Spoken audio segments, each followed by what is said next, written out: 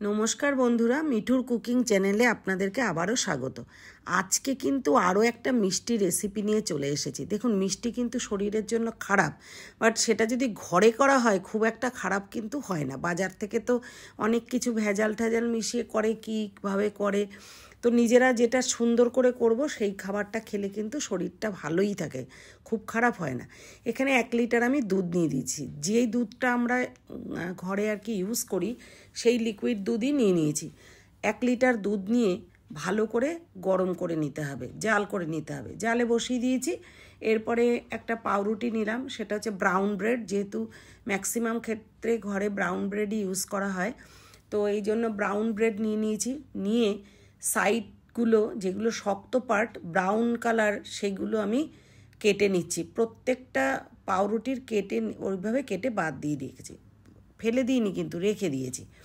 এরপর একটা পাত্র নিয়েছি যেটার মধ্যে আমি পাউরুটিগুলোকে বসাবো, তো মিষ্টিটা সেট করতে দেব। সেই পটে আমি শেপ করে পাউরুটিগুলো কেটে নিয়েছি।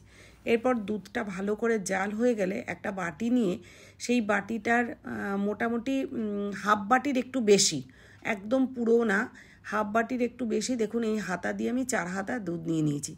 নিয়ে এরপরে কাস্টার্ড পাউডার 2 টেবিল স্পুন, বড় মানে চামচটার 2 চামচ আমি কাস্টার্ড পাউডার দিয়ে ভালো করে কিন্তু নেড়ে নিচ্ছি, নাহলে একদম দলা দলা হয়ে যাবে, থিতিয়ে পড়বে।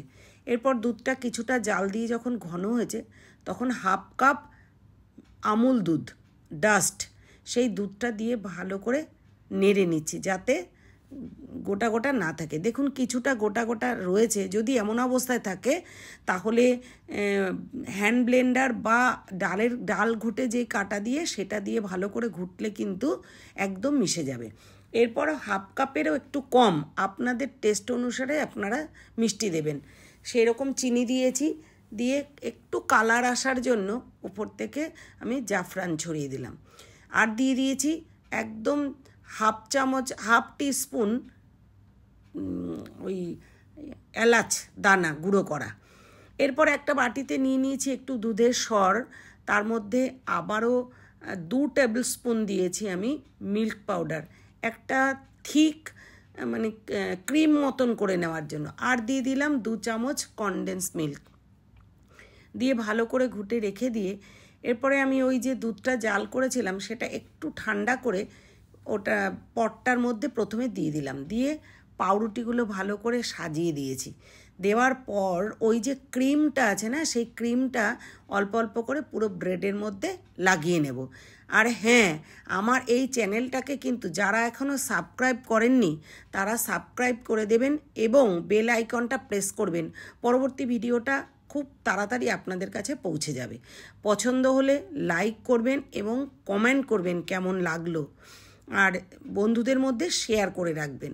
তো এরপর তার উপরে আবার পাউরুটি বসিয়ে আমি ওই যে ব্যাটারটা যেটা মালাই করে রেখেছিলাম লিকুইড দুধটা, সেটা আবার উপর থেকে ছড়িয়ে দিচ্ছি। আরও কিছুটা কাস্টার্ড পাউডার দেওয়া দুধটাও কিন্তু দিয়ে দিচ্ছি। এইভাবে পরপর করে পাউরুটি বসাবো, কিছুটা ক্ষীর দেব পাউরুটির ওপরে, তারপরে ওই যে দুধের ব্যাটারটা করে রেখেছিলাম সেটা দেব এবং ওই কাস্টার্ড পাউডার গোলানো দুধ দেব।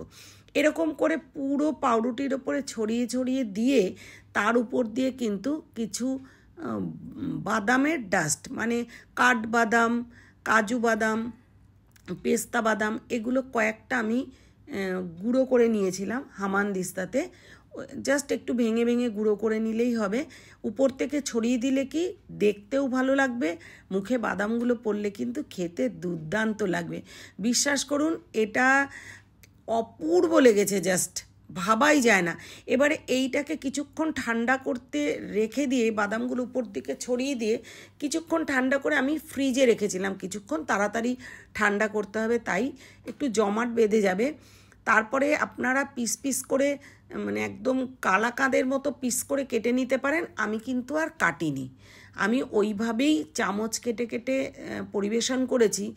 মানে বাড়ির সদস্যরা প্রত্যেকে, বাচ্চা বড় প্রত্যেকেই দারুণ পছন্দ করে খেয়েছে, খুব ভালোবেসে খেয়েছে। এরকমভাবে রান্না করে আপনারা খেয়ে দেখবেন এবং গেস্টদেরকেও খাওয়াবেন, দেখবেন খুব প্রশংসা করবে।